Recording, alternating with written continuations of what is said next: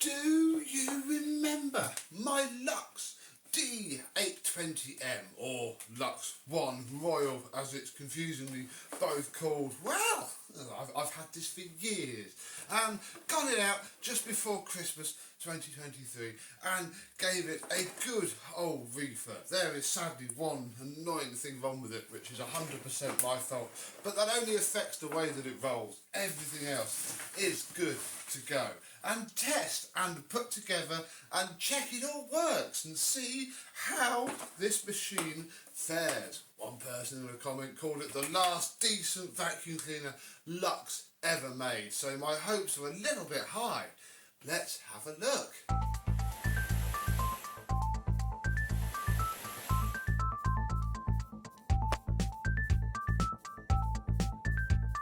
Yes, hello, my vacuum cleaner and Lux chums. How are you today? Yeah, the first thing you'll hopefully notice is that all the rust is mostly gone unless you look really closely.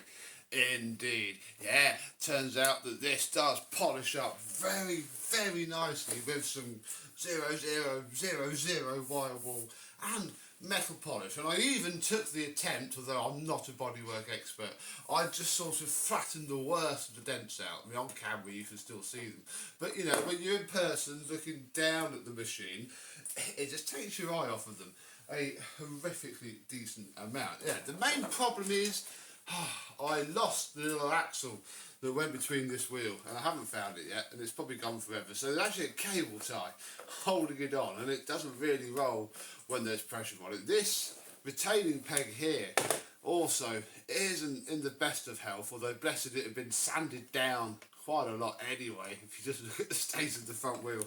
So, I don't know really, comment down below where I might get an entire front wheel assembly from. Is it shared with anything else? Is it even possible? I don't know. So, I mean, there's also something rattling around in it, which is a little bit annoying. I wonder if that's the missing peg. I wonder if I dropped it in. Oh, do we have it apart in this video? I don't know. It'll be fine because the motor is completely and utterly sealed, and the fact that it's rolling around down at the front is, you know, not really a concern for now. Let's carry on with the video and see. Oh, that would be nice if it was. I say why I think it might be because I found one of the retaining pegs for this on the floor when I was assembling it. I was pretty sure I put two in, and I have always wondered, oh, did I actually put the bracket for that in? But then I found it, and there's both in there now. I'm wondering if it's in there. We might go fish that out later. It's gonna be, it's not too difficult actually, yeah, once you get the hang of it. So, we have our last brand new bag in there. Oh, we also have this, which is the original carbon filter. And from France, I have a brand new, probably not genuine, but it was like £10 delivered. So I don't care. Oh yes, look at all the hot glue. Look, that's a decent job. So yeah, I am sort of giving away my genuine one for this one. But equally, I don't know the history of this machine. It came from Gumtree near Bristol. It could have anything in it. So there we go. We now have brand new bag, brand new front filter. Little slide at the front, which I'm going to leave open because I always forget. And then the machine turns on and nearly dies. So that's a bit of a shame. Back here we have our brand new post motor filter, which I've had for years. Got it confused with something else and chopped the little latch thing off. It doesn't seem to bother it, luckily. That goes on there. That clicks on there. Oh my goodness, we've got to take all that off in a bit. Who knows? Right, cable. I took off the white weird plug with the switch on it and just put this generic black plug on it for now. It's fine. We can plug it in and turn it on. Oh, lots of airflow. Minimum.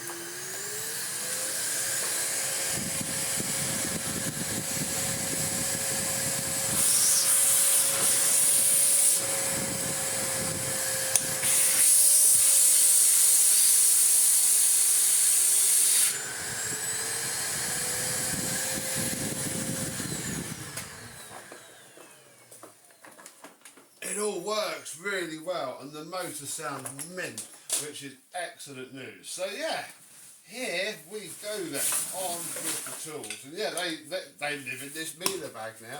It's really handy. Comment down below, do you keep one of these Miele Santa sacks around for storing vacuum tools in? Let me know. Let's put the hose in, which, bless it, is very, very clunky. It's strange really, when it's off at the end, it's okay. This hose end doesn't help. This rubber is going a little bit sticky and it is a little bit tall, and I've had to cube bond it to the wand now just so it doesn't grip around. But it's, you know, it's very long like this. Oh, there's a set of air plug. And this machine, when you block it, ramps the power down and then ramps it up afterwards. Which I do think is fairly sensible. That is not too bad. So we have that head. We have the automatic head, very heavily copied from Electrolux's prior efforts, I'm sure, with all of the flappy loose broken bits glued down in the vain attempt that it will stop them from flopping around. They should be okay because this middle bit moves independently of the rest. Oh, there we go. We'll leave it in auto because that's how it should be left, I'm pretty sure. Oh, over here we have the wand, which is, you know, wandy, nice and washed. Very cool indeed. We have the electronic turbo head, which I have not tested yet. We go with the electronic turbo head.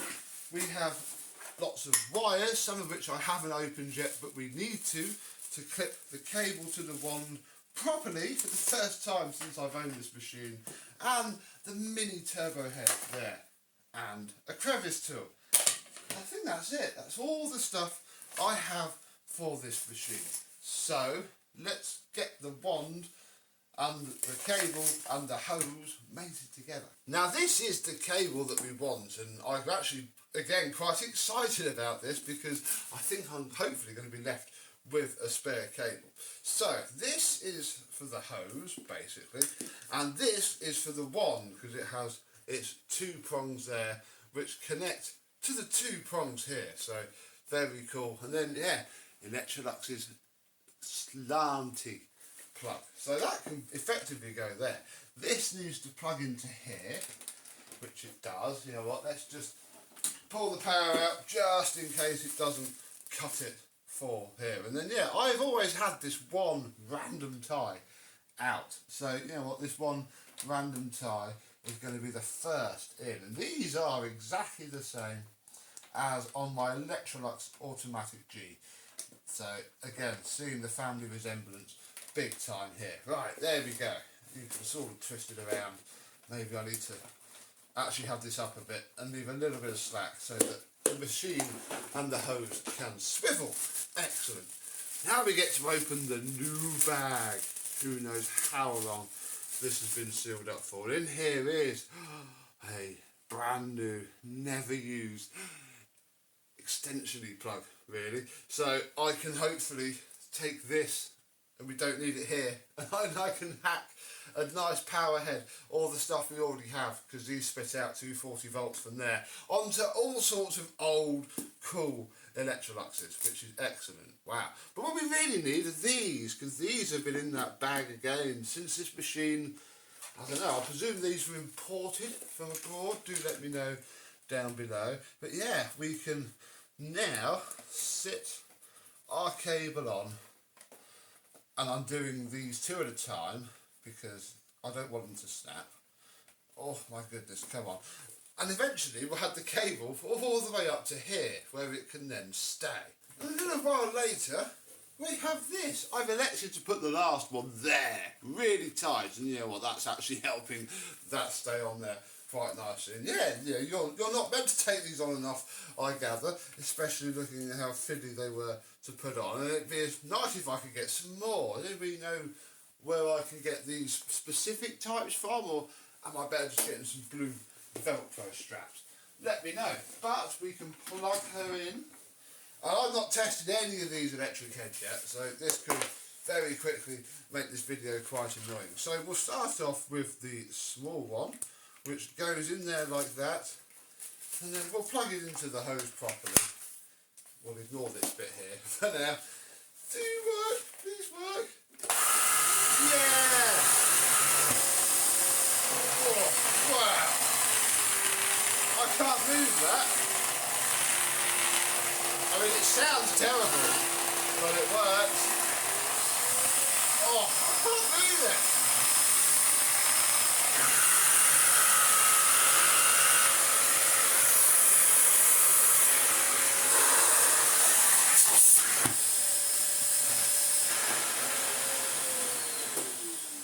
That is a tool that is meant to be used in minimum mode. I mean, for as bad as that sounds, and unfortunately it's probably never going to sound any better, it is a well-used little tool, bless it.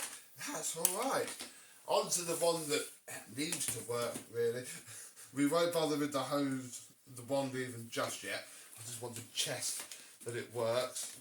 Please work. Yeah!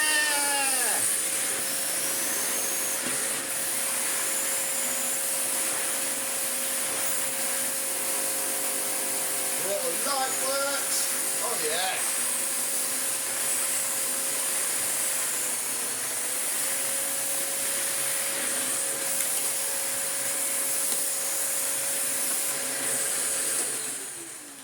Alright, that's excellent news. Everything works that needs to work. So I'm going to find some hose clips now for the wand. We can do some standing up vacuuming, and I can now keep this lovely wire in my stash. And well, I've got an Electrolux 350E, I think, upstairs.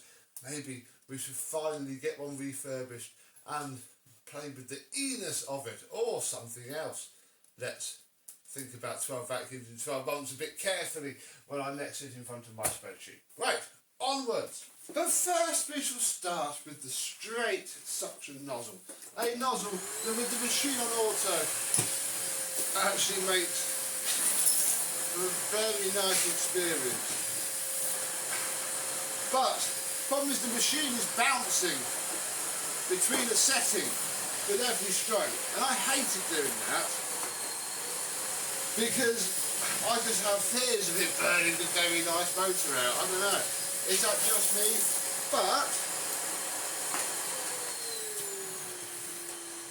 on minimum she works okay. I mean, see if we can get a shot of the brushes coming down in automatic mode, I guess.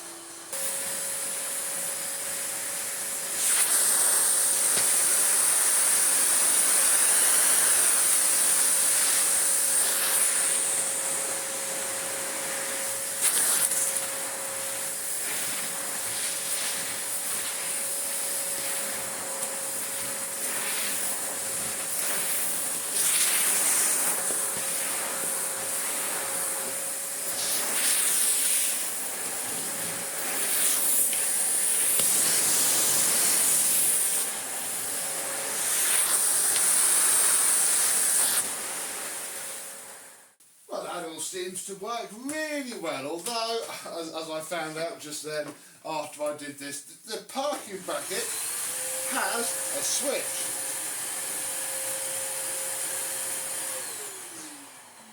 Which works well, which is good because it's a little bit of plastic that goes onto a PCB. But the whole weight of the tools, rips it straight out again. Which, yeah, is a bit of a shame and fully attributable to the clunky tools. Right, this works well, changes stuff and feels really nice to use. Let's try this head, which it's not going to set the world on fire because it's effectively got a Henry extra pneumatic turbo head type brush roll on it, which is never going to be brilliant, and it's a shame that by this era they stopped the big nice floor heads that they used to do with these kind of European machines. Oh my goodness, this cable is going to be massive, and I've got all these clips in the wrong place. I'll just pinch some shampoo tube clips from places because that's all it needs. There we go. Oh, wait, you pull, there we go. Down there, click in there, that works. I thought we were missing a clip. There we go. clip. That'll do. It's probably better than it would have come with. I'll probably have to use one or two of these, which would mean that the hose would be even more unwieldy. Now it feels like I'm about to do some shampooing. I can't lie. That is very big indeed. The hose isn't long enough for me to stand one end and use it, so it's going to have to go like that. Oh my goodness. I mean, if I had a massive house, it would be okay. On. Oh, but it still moves nicely enough. Oh, that's pleasant. Yeah.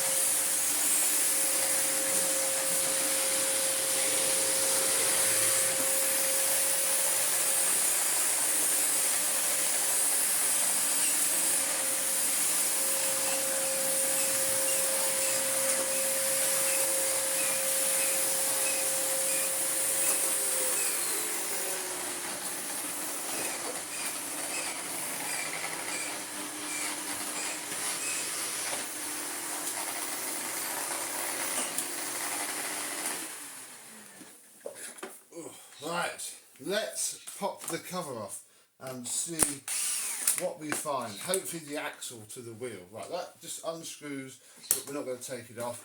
This back bit pulls off quite easily. Filter out, oh, it's quite warm. Then there's two screws back here, which don't have much thread left really. Bless it, this machine has such soft plastic that a fair bit of it didn't survive, or wasn't there anyway. No, you don't want to come off yet. This bit pops out first, although maybe it does need us to take the bumper off. So we'll take the bag off and out. Yeah, nice bit of dirt. Ooh. In there, that's cool.